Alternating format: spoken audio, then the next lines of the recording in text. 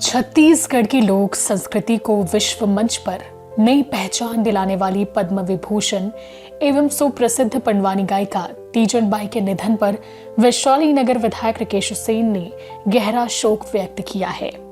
उन्होंने कहा कि आज एक युग का अंत हुआ है। तीजन बाई का स्वर भले ही मौन हो गया हो, लेकिन उनकी पंडवानी की गूंज आने वाली पीढ़ियों को हमेशा प्रेरित करती रहेगी। ये केवल छत्तीसगढ़ ही नहीं, पूरे देश की सांस्कृतिक दुनिया के लिए अपूर्णीय क्षति है। विधायक सेन ने कहा कि तीजन बाई ने अपनी ओजस्वी आवाज, अद्भुत अभिनय और बेमिसाल प्रस्तुति से पंडवानी को गांव की चौपाल से निकालकर अंतर्राष्ट्रीय मंच तक पहुंचाया।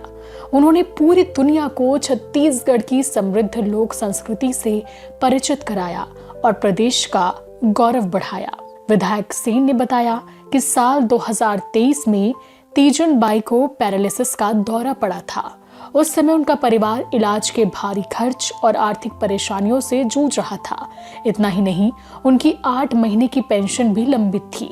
जैसे ही ये जानकारी विधायक राकेश सेन तक पहुंची, उन्होंने तत्काल राज्य सरकार और प्रशासन से चर्चा कर पेंशन सहित अन्य आवश्यक सहायता दिलाने की पहल की।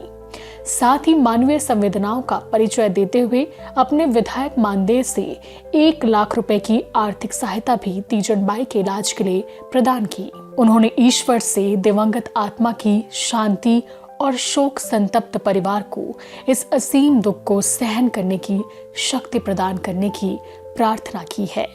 आज पूरा छत्तीसगढ़ तीजन बाई को नम आंखों से श्रद्धांजलि दे रहा है।